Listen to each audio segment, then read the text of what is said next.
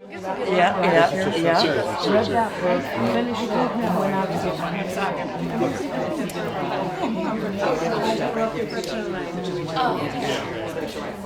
everyone. Thank you all for coming out tonight.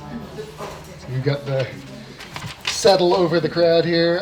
Thank you all for coming out this evening for the very first in-person event for the Finding Our Voices book club. My name is Josh. I'm one of the owners here at Print a Bookstore, and I am thrilled to introduce Gretchen Cherington and Patricia McLean for tonight's conversation. I have just a couple of housekeeping notes before we kick things off, so please bear with me for those. It's just two things. First and foremost, if you have not already turned off or silenced your cell phone, please do so now to prevent any interruptions to tonight's program. Second, we have copies of tonight's featured book, Poetic License, as well as Gretchen's memoir, The Butcher, the Embezzler, and the Fall Guy, for sale here at the counter. Gretchen was kind enough this weekend to have already signed the books that we have, but we'll certainly be happy to personalize them after the talk tonight. So with that housekeeping out of the way, this evening we are thrilled to welcome Gretchen Cherington and Patricia McLean to Print. Gretchen's award-winning memoir, Poetic License, chronicles abuse by her father, the Pulitzer Prize-winning and U.S. Poet Laureate Richard Everhart. Their complicated relationship is set amidst the swirl of her parents' close friendships with literary luminaries including Robert Frost, Allen Ginsberg, Maxine Kuhlman, and Anne Sexton. She kept the abuse silent for decades for her family's benefit, abuse that impacted her relationships with everyone in her family, her early loves, and her career. In Poetic License, she digs deep to understand her own past as an adoring child of her father, while as a woman circling questions about our collective reverence for heroes, the mythology of powerful men, and speaking her truth to power. She confronts the question, should we protect our families or our community's myths while continuing to silence our own voices? In conversation with Gretchen is Patricia McLean, founder and CEO of Finding Our Voices. Finding Our Voices is the grassroots nonprofit providing peer support, resources, and connection to Maine women domestic abuse survivors. For more information, you can visit findingourvoices.net. Thank you all, and join me in welcoming our panelists tonight. Thank you, Josh. I love this bookstore, and I could not hope for a better place to have our first in-person book club meeting. Thank you so much. And is it, the mic's not on, is it? Is it on? It was. It Hello. is. But it needs you can to be fairly close to your mic. Okay. So I think I'm just going to start by telling you just a little bit about Finding Our Voices. When my husband of 29 years was arrested in 2016 for domestic violence, there were headlines in the paper about it. I live in small town Camden, and at first I was really terribly embarrassed that this deep secret was out. But then there were so many women in my town that came up to me after that and told me they too had been through this. So many, everyone, all the women around me basically. And so I had been a photojournalist, so I just, wow, like the veils lifted from my eyes. This is everywhere, people have to know about it. And so Finding Our Voices started as a photo exhibit of women that wanted to tell their story.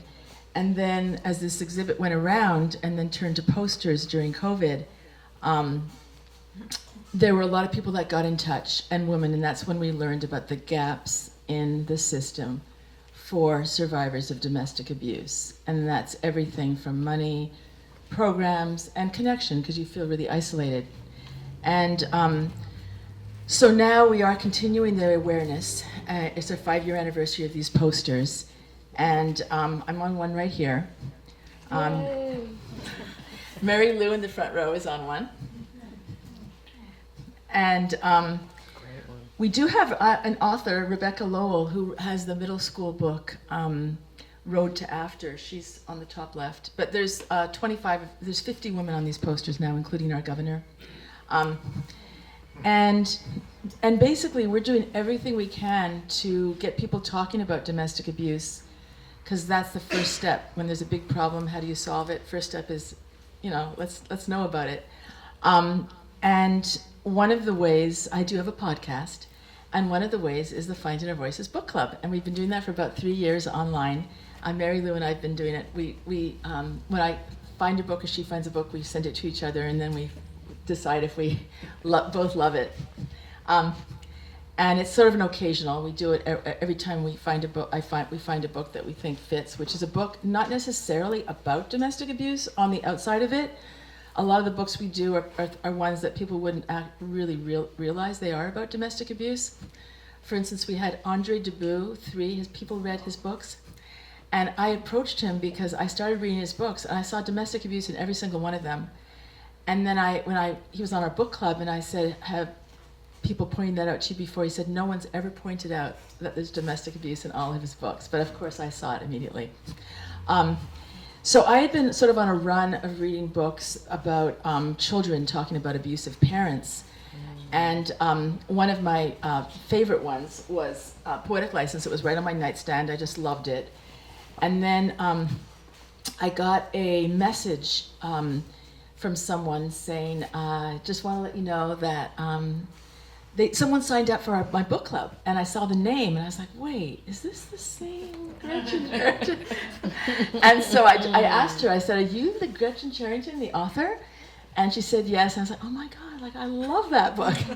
And I asked her if she would be on the book club, and here she is. Yay. So thrilled to have her here. And I do want to just point out that we have 3 of the Finding Our Voices board members here tonight, which is so exciting. We have Kathy, we have Michelle, and we have our new board member, Susan. So thank you. So Gretchen, I think what I'd like to do is start by just commenting on the cover photo of the book. What do you see when you look at that photo, and why did you choose that, if it was your choice? Yeah. First of all, I just want to say a couple of things. And can we hear? Is the sound okay? Can you hear me okay? It's not. It might still be on.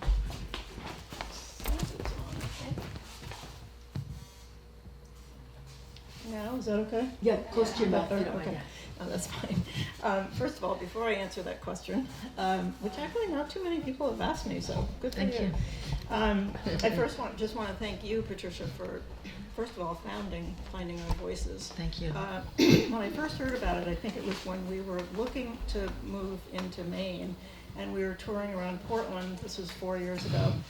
And I saw these pictures in the windows of all the stores downtown, and I was just like blown away by them. I thought that they were so evocative and impressive and powerful, and I didn't know where they'd come from. So I started asking around when I heard a little bit about you that way. But anyway, thank you for starting this wonderful organization. Thank you.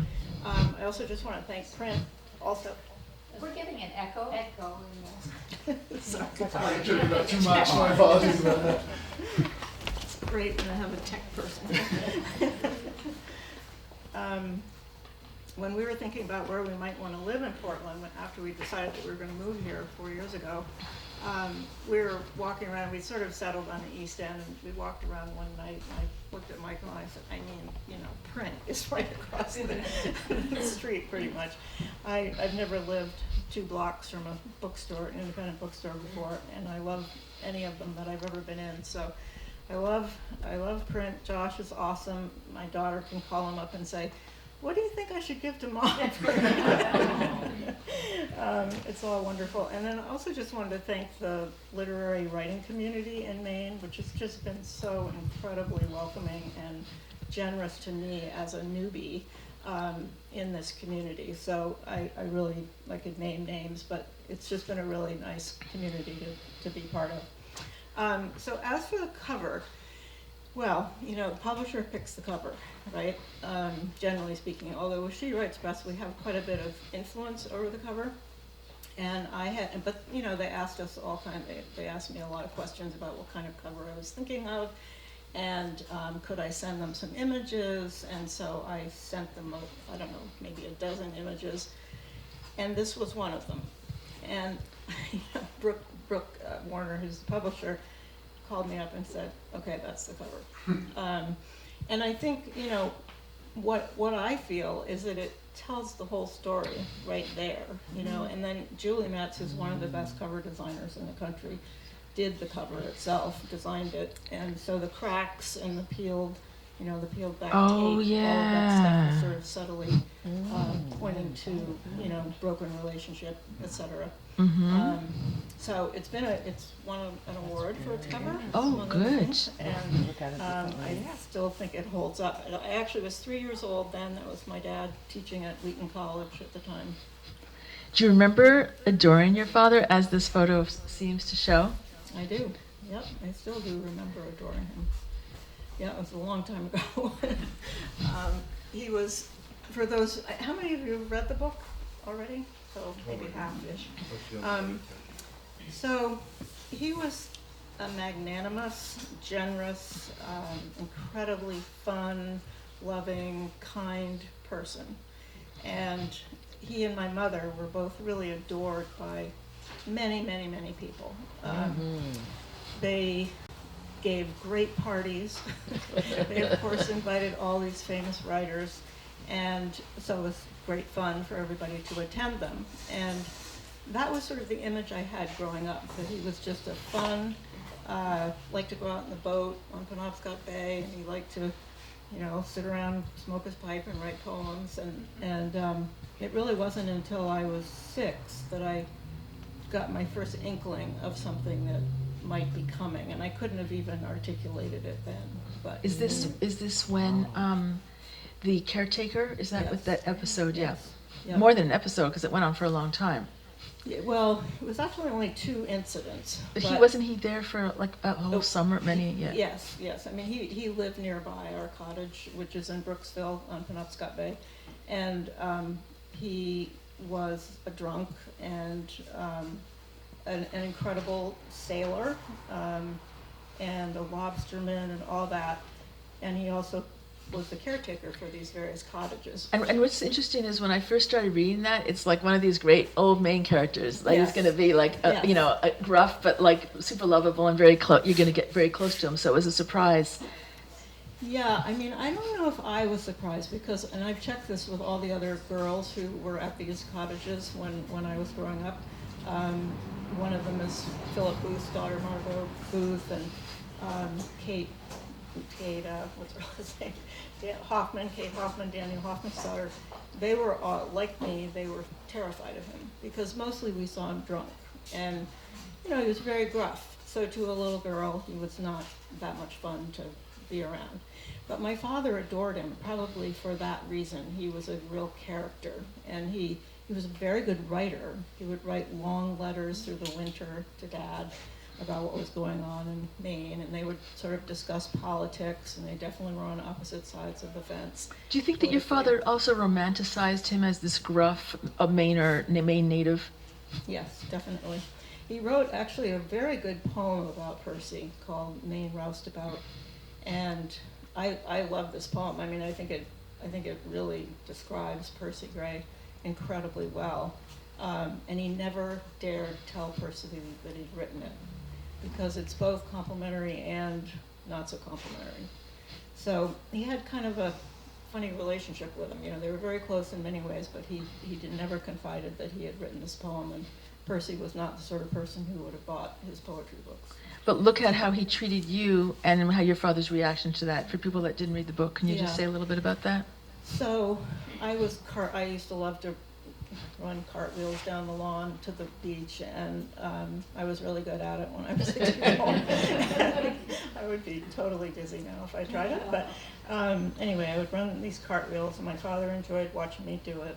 And it was a kind of a cool morning, and I was out on the lawn, and I came up the little hill towards the house, and my mother was inside. My father wasn't around. My mother was inside cleaning dishes, I think, in the kitchen. And all of a sudden, sort of out of nowhere, came Percy thundering towards me in these big boots and heavy clothes. It was hot summer. I mean, it was cool in the morning, but basically as summer people, we wore shorts and stuff. So he was in the sort of typical, heavy clothing. And he just, unfortunately, I broke my shoulder last week, so I can't really show you exactly what he did. But he essentially picked me up by the skin under my arms and just kind of picked me up like that, and put his face right next to mine, and then tossed me on the ground. And about 3 days later, he did it again. And my mother was, I screamed for my mother, and she came out and she took me upstairs, and we took off my clothes, and we could see where his hands had, made big red marks on my skin. And she, said something like, "Oh, he's just a bad guy. He's just a mean man." And, I was a pretty sensitive kid, and I didn't really have much voice in the family. And so I didn't really know what to say. But what happened was, and this is in the book, what happened was that I was in the living room watching my father and Percy drinking bourbons out in the Adirondack chairs in front of the water. And I just knew, it was one of those gut level intuitions of what could happen with Percy going forward. And the main thing was that I didn't feel I could trust my father. Now again, I could not have articulated that then, but it was a body memory for years. And that, I think, was the beginning of my being aware in some fashion about who my father was, that he was going to pick Percy over me.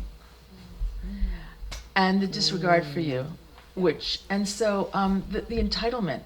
A lot of times in domestic abuse, of course, narcissism is a very big thing. And you name him as a narcissist in the book. Yeah. So is that part of the just the way that he treated you? Like he was the big honcho there. He was the person that mattered. Yeah, he certainly sucked all the air out of the room. Yeah, there you go. He was big physically, not very tall, but he was large, and he was very dominant in any room. Again, his friends all loved him because he was always connecting them to an editor or a publisher. Excuse me. He was very generous in that kind of way, so all the other writers loved him. But he was, I think he just was. I couldn't have used the word narcissism until probably 10 years after I really remembered the abuse from him. It took a long time, and I'm sure you know this very well. There's sort of a new lexicon that you have to learn with domestic abuse. I didn't think of him as a perpetrator. I didn't think of myself as a victim. I didn't have any of the language. And remember, when this happened to me in my bedroom when I was 17, it was 1968. And we were not talking about this. This was not a subject that, everybody probably knew friends. I didn't. You mean sexual abuse by a father? Yeah. Well, what's so interesting too, if I could just jump ahead for a minute, is when Brenda tells you, when you tell Brenda toward the end, and she says, "My father molested my sisters," like this, like it's everywhere. Right. But no one, of course, would have talked about that or knew that. Now people are understanding that more. Yes, of course. And actually, even thinking about Hanover, New Hampshire, where Dartmouth College is, and that's where my dad taught for 40 years, I didn't think anybody had ever had this happen to them again. I couldn't conceive of the notion that anybody but me. Anybody's father would have done that to their daughter. Yeah. And Imagine that, thinking that you're the only girl that happened to, when it's thousands and millions probably of girl that goes. And what happened during Me Too was that all of a sudden on our high school listserv, I found out all these other girls, by their class. fathers? No, yeah, by their fathers or boyfriends or whatever it was. Sexually molested or yeah. And I went to one reunion, and a bunch of us got together, and we were kind of like, wow, I wish we'd known each other, that each other had experienced this, because at least we would have had some fellowship, around it. But of course we didn't at that time. And then the other thing with the entitlement is when you said that he didn't even close the door. He didn't close the door when he did that to you. And then we're talking about how he had affairs on you so blatantly, and he didn't even scrub that from his papers that were donated, and then what he did to you, like all these things are just so brazen. And what's that all about? He doesn't even think that he has to hide any of this stuff. Yeah, I've long been interested in systems, and that's part of with my consulting work, was kind of working with companies on their systems, their cultures, how they were treating their employees, that sort of thing. And if I think about this from a systemic point of view, I think he was in the heyday of poets in his era, they were getting well paid to do readings, and most of them taught at elite schools or good schools, and at least made a professor's salary. And it was they prestigious sold to be. books. It was prestigious. And Poets. It was very Poets were prestigious then.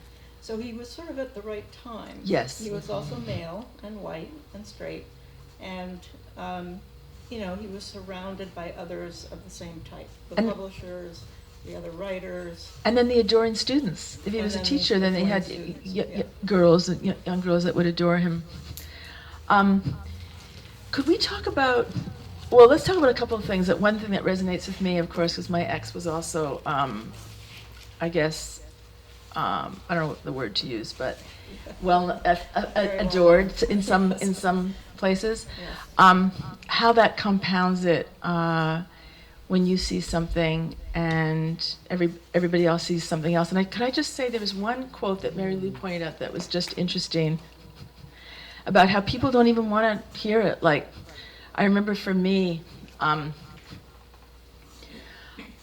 we were helping someone with domestic abuse. I forgot to mention that Finer Voices has programs where we give financial assistance. We have 35 dentists giving free dental care. We have online support groups. So we were helping a woman with domestic abuse. She was trying to get into her own place. And I met up with her, and she knew my story. Like, she knew that how I had started Finer Voices, that my ex had almost killed me. And she couldn't stop talking about him. Like, I love his song, And I'm looking at her, I'm like, what? Like, and she's a domestic abuse victim, but it's the same thing. Like, you mentioned something about how they don't want to know. Like, they think of them a certain way. Could you talk about that, if that's true and not true, how you see both things? Yeah, I think that, if they can get away with it, which, they could for a long time and unfortunately still are, I think we all felt like, my God, isn't it over by now, but it's not, clearly. And, I think if they can get away with it, then they just keep doing it, And no one's calling them on it. And no one's calling them on it. And I think that the issue with my dad was that one of the issues anyway, was that he was so beloved that I had a really hard time imagining ever facing up to that. He wasn't public in the way your ex-husband was, but in his field, he was, he was a U.S. Poet Laureate, won every prize that you can win, and so he was very well known in his time and well published and all of that. And to think that I was going to say something that would interrupt that acclaim that he had. His career is everything, right? To your whole family and to the perception of your family and everybody's self-images. Right. It's all riding on that in a way, right? Like, your whole family he was a sun king and everything revolved around that. Yeah. Probably. I do like to say to people when I'm talking with groups of people who have been abused themselves that my father was famous. However, every woman, every girl's father is famous in their life. He's known in their community, their neighborhood, whatever. So although I think there's a slight difference perhaps when someone is publicly famous farther than your community, it's still the same power dynamic and the same sort of narcissism or entitlement, as you said. That's true, because I find with me too, like, people sometimes think it's different because my ex was a celebrity, but a lot of domestic abuse victims, their ex is, he's a good old boy in the community. He's got, everyone loves, they know has problems, but they kind of love him, because he's who he is, or his family goes back for generations, or he has a popular business, or so it's true. It is the same dynamic. Yeah. And I think I'm gonna ask you one more question, then we could open it up. But let's talk about breaking the silence, because that's a big thing about we talk about. How did I break the silence? Just talk about that, like breaking the silence. Like, you were silent for how long? I was silent for, the actual molestation took place in 1968, and it was in 1968, so it was in 98 or something. It's a long time. That I kind of had the flood of memory come back, and I went into therapy and all of that, but it was when I really recognized that, oh my God, this is what was happening. And this is what, and it impacted you so much. You were realizing that too. Yeah. So, but then I didn't, all I did was I told my ex-husband, and I told Michael as soon as I met him, and I told, my couple of best friends, but it's not like I went public or anything. And that didn't really happen until I started to write. So, I got into this writing group in White River Junction, Vermont, and started learning how to put together scenes, and just was trying to, characterize my dad kind of, and bring up memories that I had of him, and get them down on paper. And so people in those groups heard about it a little bit, but it wasn't really until even later than that I actually tried to sell the book originally. I think it was like 10 or 15 years before it came out. Oh. And I worked through 2 agents. Neither one of them could sell it. The basic information I got back from the publishers was the abuse wasn't bad enough. That's horrible. Talk about minimizing, right? Yeah. Or your father's not famous enough. And Wow. it was all couched also in, the writing is good, and we love this, it's an important story. We hope Too it bad the gets out. abuse wasn't worse. Yeah. I know, right? So some friend of mine said to me, we have to compete over our suffering, So anyway, but I'm glad actually that it didn't get taken then, because I really think that I really don't think I could have brought it out while he was still alive. Oh, well, let's talk about that. So, Because sometimes, I don't know how I feel about this, but I actually went with a friend, and we actually went to a Portland restaurant and celebrated when her husband died. Because it's just, as long as these abusers are alive, they're plaguing you. And it just seems like the only time you can be free is when they're gone. Either you're worried that they're going to see you, they're going to come back in your life, they're going to continue to sue you, in the court. So what did that, so that was important for you for... yeah, I think when I forgave him finally on his deathbed, I really felt freed. And then actually when the book came out, which was 10 years later or something, I felt entirely free.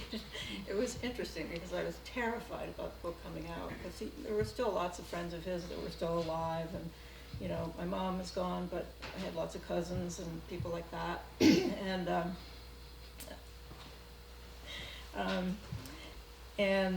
But when it came out, so I was terrified beforehand, and then it was so interesting. The day it was published, I was just sort of, it was almost like, okay, it's out there in the world.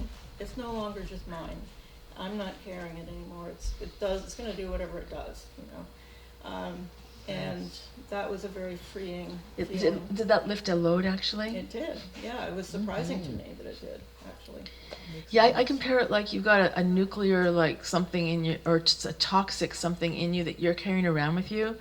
And then when you release it, it dissipates. And why should you have to carry that? It's not anything that you did to deserve that. Yeah. And it is society's problem too. So it's better for it to be out there. Yeah, no, and I think anybody I know who's been abused, who has released their story in whatever way, not necessarily through a book, but, is open about it with their friends and family and stuff, usually, not always, because sometimes you get disowned and things, bad things can definitely happen, but most of the time, at least it seems as if it's usually beneficial to the woman. Yeah, not to the abuser. But, and then it's like, it's just so interesting how we carry their dirty secrets, and look what it does to us to keep those secrets. And you were talking about what it did, you got a beautiful passage in there about what it did to you to keep that secret, the harm that it did to you. Yeah, I think it drove all my decisions without my knowing it, from the age of about 17 really until 37. So for 20 years, where I lived, who I hooked up with, who my friends were, how I just carried myself in the world, those were all really impacted by the abuse. And once once I sort of could get through that with many, many, many years of therapy, and great friends, and actually wonderful men that I worked with in companies who never knew my story, but I could tell that they were treating me as a woman the way I had hoped, or my father should have treated me as a woman. In with what way with that respect? Yeah. Equally, yeah. We were colleagues, and so I learned a lot from them, actually, a lot of CEOs, and that was also sort of another side story, but the career that I actually had was sort of interesting in the sense that I didn't know I was going to work with CEOs all over the world, but as soon as, my friends started hearing about what had happened to me and my father, they were like, oh, no wonder you're working with, these powerful men and big companies. And because I was drawn to that, I think, to learn something about them, to figure out who they were and how they acted and whether they were the same as my father or not. There's a lot of this is just subconscious, right? It's not. And you didn't even realize it at the time. It's only a minute Yeah. later. And then your brother, you said, was he was going to be, if anybody was going to be the writer, it was going to be your brother. So that's more of misogyny, or was it, you see misogyny of your father, or would you say, just... Well, maybe, sure. I mean, he was a big supporter of women writers, and like Anne Sexton and Maxine Kuhn both adored him because he was so supportive of their work, and many other, Adrienne Rich, Elizabeth Bishop, you name them, he knew them all. And so he was an appreciator of women and a proponent of women writers, but, he also was misogynist in his way. Did he ever read anything that you wrote? No, he was never interested. And, he was kind of, just as a dad, he was a little distant. He was sort of in this rarefied air that he traveled in, and he was around, and he appreciated me when I cartwheeled by him, or I spoke French or something like that, entertained people. But no, it was my mother who was interested in the schoolwork. Do you think it's because he didn't want to share the limelight? Could that have been part of it? No, I don't know. I think when my brother started publishing his books, he was pretty supportive of Dickon, really, and connected him with people, Okay, folklorists that's good. and things like that. That was good of him to do But that. what he really felt about it, I don't know. And let's talk about denial. Mary Lou pointed that out. Mary Lou, do you want to ask that question, or is this what you want to point out? I noticed that the two things about denial was denial has been useful. Without it, terrifying truth was nearly unbelievable. And that's how I lived in denial. And also, I learned that denial had protected me against what I couldn't yet handle. Right. Yeah, there are a few therapists in the room who could explain this better than I can, but that's what I learned, really, was that, the denial had a place, and it had protected me from facing what was happening. And in a sense, when I did start to face what was happening, my marriage fell apart pretty quickly after that. I had to sort of refigure how I was going to live and take care of kids and stuff like that. And so, there was some truth to the fact, the fact that something might get hurt if I really looked at it. But by that time, fortunately, in my late 30s, I was starting to be strong enough, to kind of face what had happened. And It's easy to just to say didn't happen the next day, just go on like everything was perfect. Right. And Mary Lou, you're talking about yourself, it sounds like. Yeah, oh yeah. And then with fear, power, control, and denial. Yeah. Yeah. And that minimizes it too. Do you think it minimizes it too when you're in denial, would you say? Like it's not really happening, or it's not as bad as I think it is, or Tomorrow's going to be better. tomorrow's going to be Right. better. Or if I do this or do that, it won't be as If I bad. just stay away. During my last year of high school, I pretty much was never at home. I just stayed with friends. And, 20 years later at some reunion, I talked to one of my best friends, Pam, and she said, I could never figure out why you were always over at our house all the time. You just never really wanted to go home. And I hadn't remembered that, until she said it. And on the outside, it seemed like you had an amazing home. Yeah, everybody wanted to go there, Yeah. not me. The other interesting thing is, this happened with me too. I thought everybody just admired my ex so much, and I felt like they were friends with me because of my ex.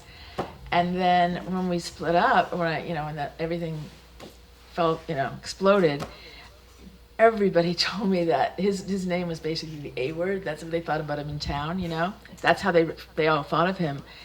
And then someone said like they were friends with me, like in spite of him, and I just never knew that. Right. And I think when you started, you came out, people affirmed what had been happening to you. Very much. I kind of did a poets tour in my 40s because I'd grown up around all these poets, and I hadn't seen them since I was, 18 or something. And I wanted to know what they had seen. I wanted to know what they could tell me or help me understand. And I was very careful about what I said. I'm pretty good, I'm pretty intuitive about who's trustworthy and who isn't. But I would start out just, being at somebody's house talking about old days or whatever. And depending on how the conversation went, with most of them, I was able to get around to what had happened to me. And this was like 12 different people, and like Donald Hall, and I can't even remember them all right now, but 10 or 12 poets that if you knew about poets, you'd know their names. And not one of them was surprised. Not one Right, I of them. remember that. And each of them had seen my father doing something at a party, kissing somebody or whatever. It made them uncomfortable, but nobody had ever said anything about it. And, on the one hand, I kind of wished that somebody had warned me. But on the other hand, I also felt like, I don't know what I would have done with that if I had been warned, Or at least if you knew that he wasn't on such a pedestal that he wasn't as adored as you, that he was fallible. What would you say? How would you phrase that? If you had known that? Well, I think, I really don't know what I would have done with it. I probably wasn't really ready to hear what they had to say until I went and found them, because I was ready then. Yeah. And I remember Donald Hall, who really sort of took me under his wing for quite a while. I visited with him quite a few times, and he lived in New Hampshire, and we did too, so it was sort of an easy drive. And I remember one time him just saying, I loved your father, but I love him less now. And that was just sort of, okay, thank you. And it's not that I didn't want him to love my father, but it was a good statement at the time for me to see that, he could see that there was an impact. Do you think that the book sold less after your book came out, or the revelations that his book sold less, or that he was less respected in? Well, he died at 102, and the book came out in 2020, so he'd already been gone for 10 years or something. And his style of poetry has probably lost favor, and it's not the same kind of era for poets as it was back then.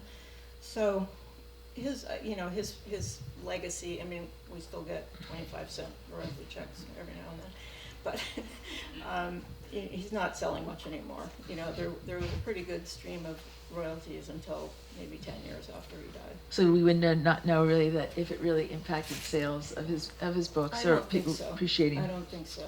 No. Do you think it should? The biggest impact, I think, in a lot of ways, was that the town where he grew up, Austin, Minnesota, had done a big celebration for him as distinguished alumni, and he was too old to go, and so my brother and I went, and we got to know people in Austin, Minnesota, which is sort of the subject of my second book.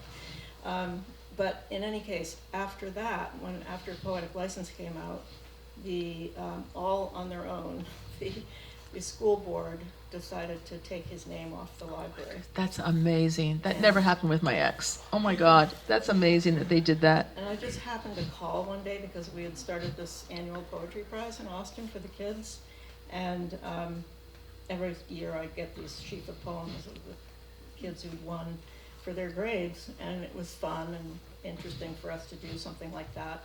And so I happened to be calling them one day about something, I can't remember, and they said, oh, so-and-so wants to talk to you.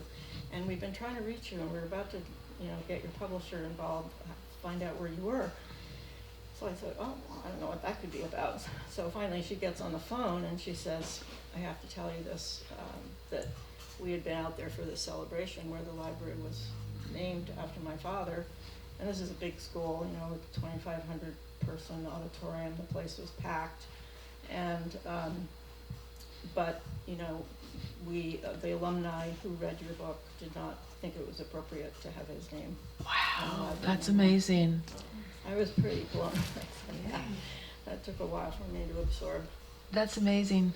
The only thing that ever happened really with my ex after his domestic violence arrest came out, and conviction, was all the venues kept him on the bill.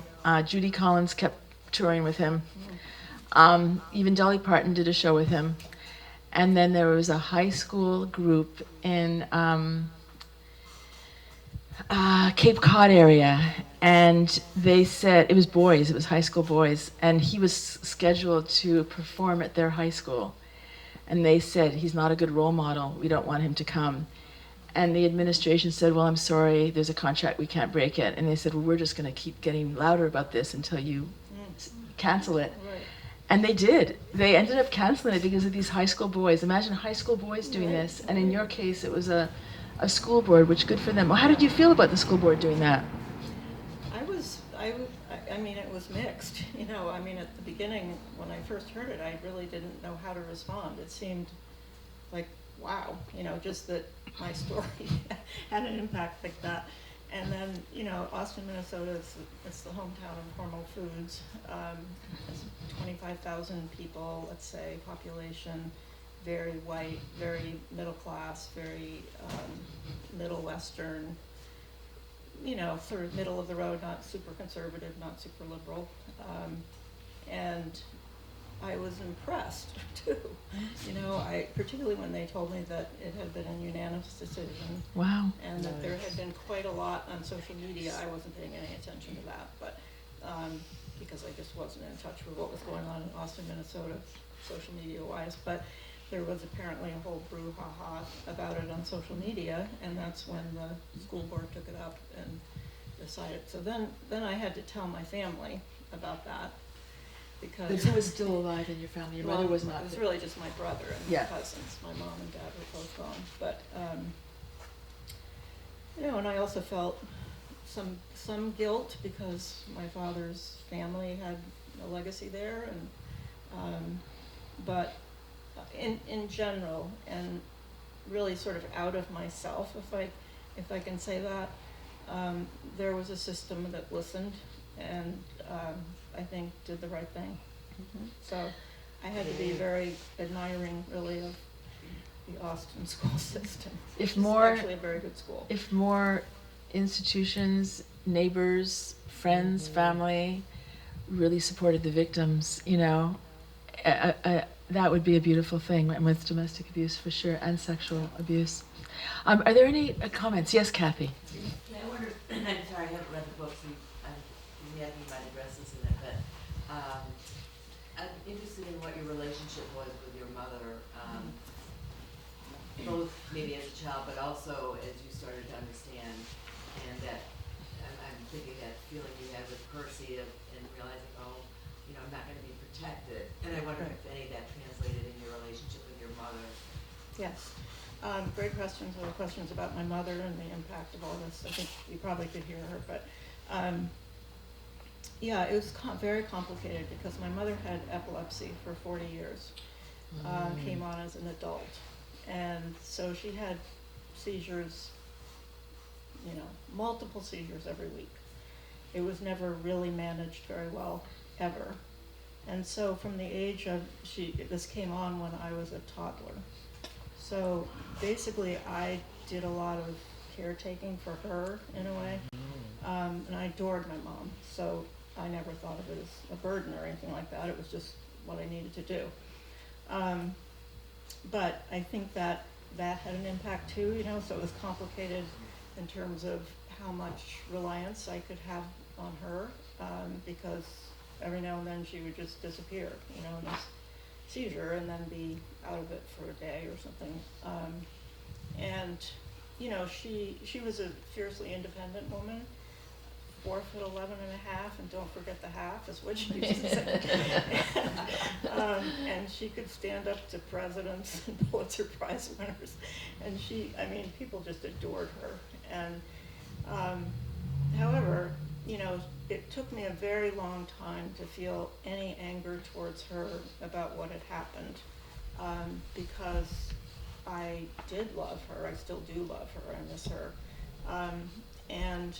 And yet, once I finally touched on that, I recognized that, you know, she played some form of role in that. And I think Patricia had asked me this when we had lunch a couple weeks ago, but one of the things that I had to decide at a certain point when I was recovered enough, if you want to call it that, to say something to her about what had happened. She wasn't doing very well. She died at 80, and she'd had last few years, she'd had thousands of seizures through her lifetime. So there was some cognitive, impairment, etc.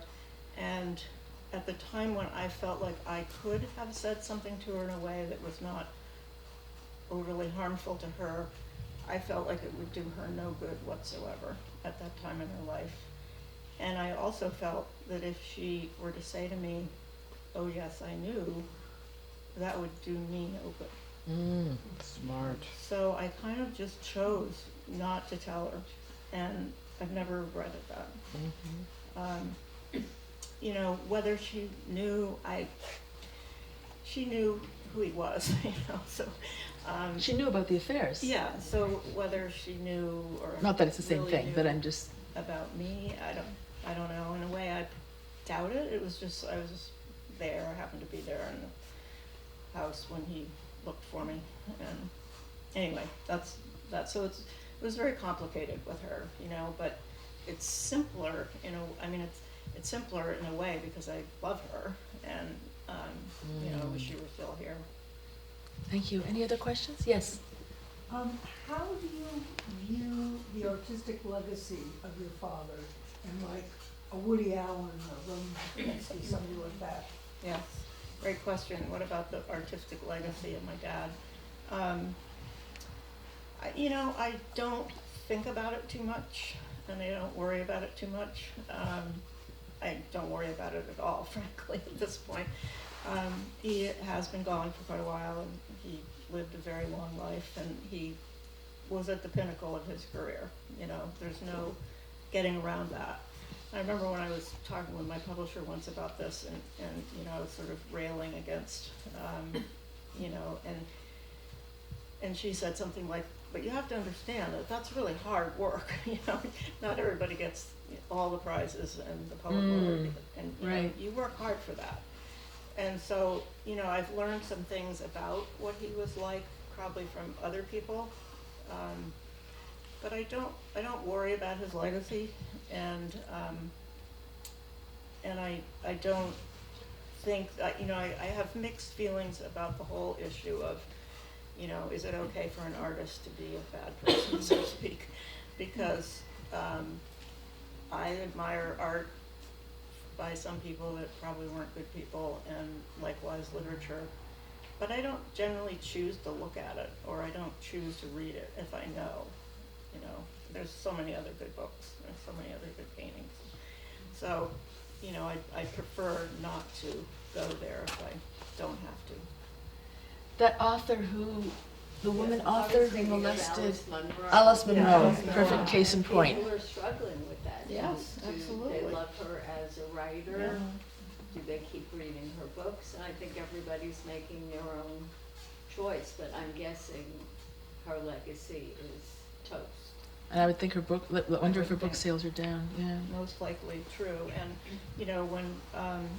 when Linda Gray Sexton came out with her memoir about her mother, Anne Sexton, very critical, abusive, and I don't know whether that impacted Anne Sexton's sales, but I know a lot of people came out against Linda Gray Sexton for Wow. doing that. And feminist maybe too, because she was a feminist icon maybe, Anne Sexton, Probably, yeah. Yeah. where it should have been the opposite. as far Right. as people see. Yeah, very interesting. Any other questions? I think there was, Yeah, Gretchen, how and when did you tell your brother? And how- Say- how say did that you- again? How and when did you tell your brother? oh, my How brother, did he respond? so my brother's 5 years older than I am. I told him, when I was 35, 38, somewhere in there, when I was just really recognizing what had happened. And, I happened to be at their house and, kids were playing or whatever, they'd gone to bed and, we were having a glass of wine or something and I broached the subject with him and told him what had happened. And, he listened, he definitely listened. He didn't dispute anything, but he never advocated for me either. Wasn't he in school, or wasn't he was He- not he- living with you at that Yeah, time? I mean, that's right, he wasn't. He was 5 years older, so he went to boarding school, so That's what it was. I was for home then Yeah. without him, and then he went to college, I was home then without him. So I was sort of like a single Yeah. kid for Mm-hmm. quite a few years, yeah. Thank you. Any other questions? Yes. This may be too big of a question to answer right now, but how did you decide to forgive your father? Was it a sudden decision, or did you think about it a long time? Did you earn your forgiveness? It's a great question. He didn't earn my forgiveness, no. I had thought about it during various periods of time when I was writing, and then as I was trying to get the book out too early. And I just felt like, wait a minute, just say the question again, I'm sorry, I just blanked. That's okay. How did you decide to The forgive forgiveness, your yes. So really, when I forgave him on his deathbed, it was very quick decision. I didn't plan to do that. But I'd been in this room with him for 4 days, mostly on my own. I mean, my kids came and Michael was there some of it, and my brother and his family were in and out a little bit, but I was there a lot with him. I felt compelled to be with him, even though I didn't understand why. And there just came this moment, I think, when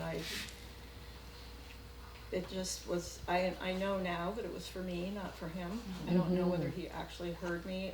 The doctor said your hearing goes last, so he probably did, but they don't really know. But it sort of just came out of the ether. I mean, I write about that in the book. There was just something about the atmosphere in the room that compelled me to say, I'll be okay, Dad, you can let it go now. And that's when he died. Yeah, his last breath. Yeah, That was beautifully written. thank you. Mm-hmm. Any other questions? Yes. You said that you wish the person had told you that, and warned you, you use that phrase. Is there a correlation between a man being a womanizer and abusing his child? Is there Yeah, data because on that? that's a lot of what people were commenting on, the fact that he was groping or inappropriate, Right, and a yeah. womanizer, kind of So, thing, I yeah. warned you, I think that was the phrase that, Yeah. I don't know technically or medically or whatever, politically or anything, really, but I think that, in writing the second book, I came across letters and his journal when he was taking care of his mom when he was 18 and she was dying of cancer. And their relationship was really not normal. Now, she was on morphine, and this was 1922 when care was terrible, and, she was definitely going to die. There was no saving her or anything.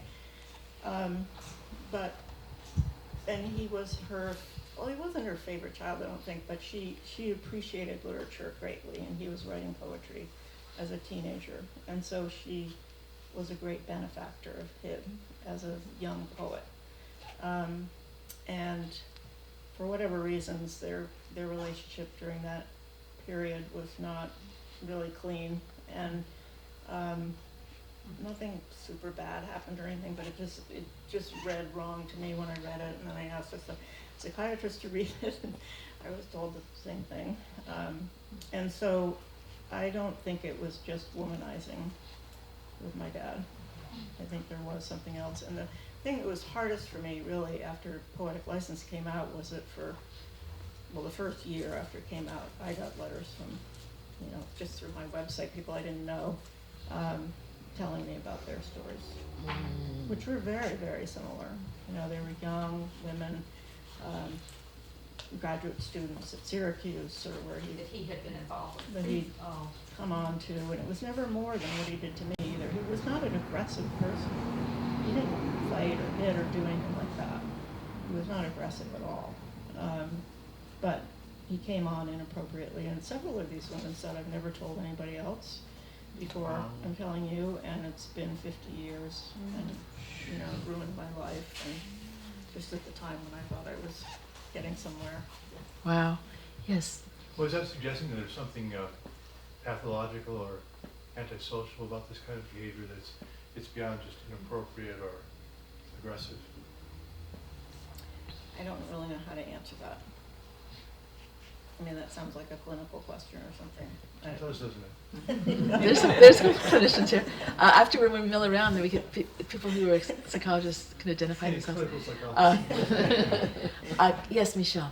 Yes, I was just wondering, you mentioned somewhere when you were talking that, you know, you put it out there and you'll see where it goes. What would you like to happen when people read this book, or what would you like to see happen? And we heard about how people took it upon themselves to take down and maybe that wasn't necessarily a planned result, but what would you like the result to be? Great question. I really wanted to have this book serve as an opportunity for community conversation. And had that chance in New Hampshire a little bit, and then moved here, and now I'm getting a chance here. So I really appreciate that, because I do think that there's things to learn from it, you know, that are, it's not a sensational story, and yet all the same dynamics are present in it. And so I think it's possible for some people to read it perhaps who wouldn't read something that was really sensational kind of. And I also feel like I have worked in enough systems to sort of understand some systems dynamics, and you know, can communicate with people in a community about those. That it's that, you know, if you are abused by somebody, there's very much a personal story, but there's also a community story around that. And it takes a long time to grapple with that community story. And they're not the same. And you sort of have to be able to distance yourself a bit from the personal story to be able to see the community story. So those are the kinds of issues that I'm interested in. And having an opportunity just to talk to people about it is great. And wherever that goes is fine with me. Sounds very similar to what we do at Finding Our Voices, and we talk a lot about. Certainly, as the Yeah. minute I heard the name of the organization, I was like, oh, that sounds right. Finding Our Voices, yeah. Thank you. And was it a healing? Would you say overall it was healing to write this memoir? Yeah, definitely. Yeah. Yeah, we have writing retreats at Finding Our Voices, where women who've been through domestic abuse get together and spend a weekend with the writer, and sometimes they don't want to write their story just to write, but that's a very healing thing. Yeah. But let's make sure we have time for Gretchen to sell books, unless one more I question. just wanted to make an observation that I made, and I read different books, and after every most chapters, the last line gave me a little opening to something, you know, like what you would say.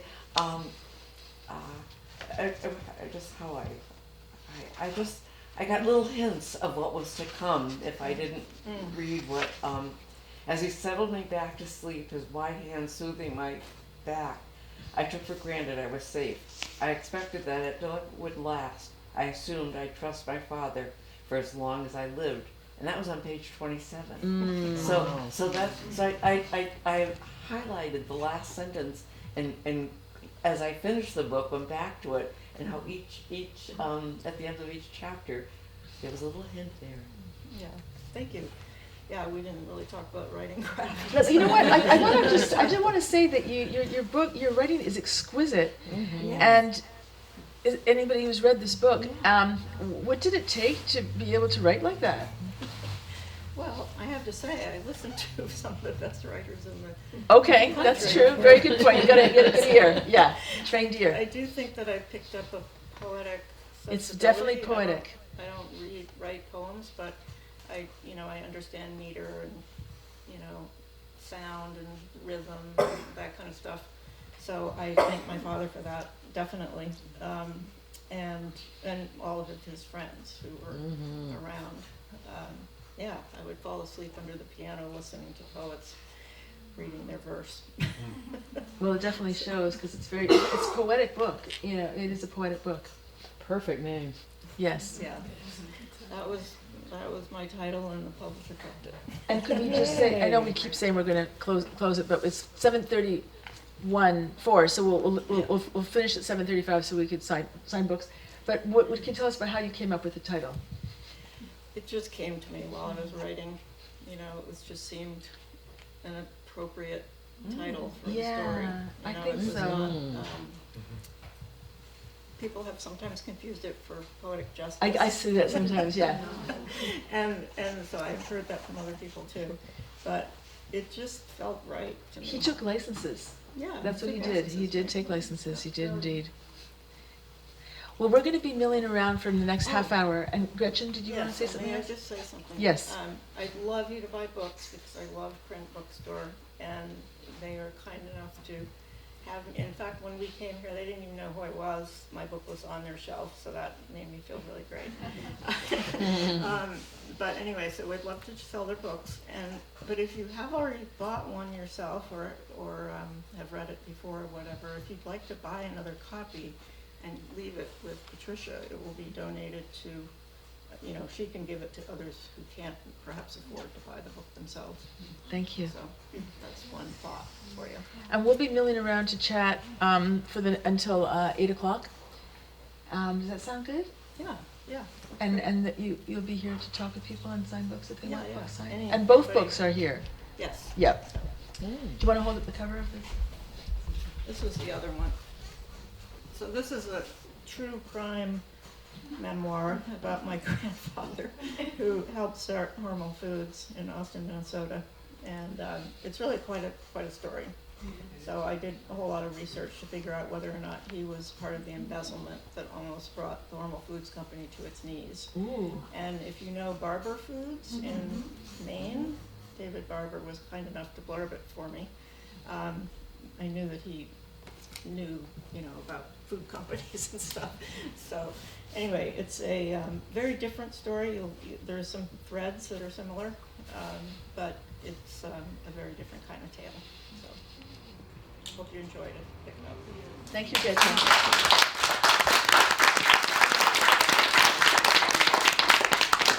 Thank you, Josh, and thank you everybody for coming.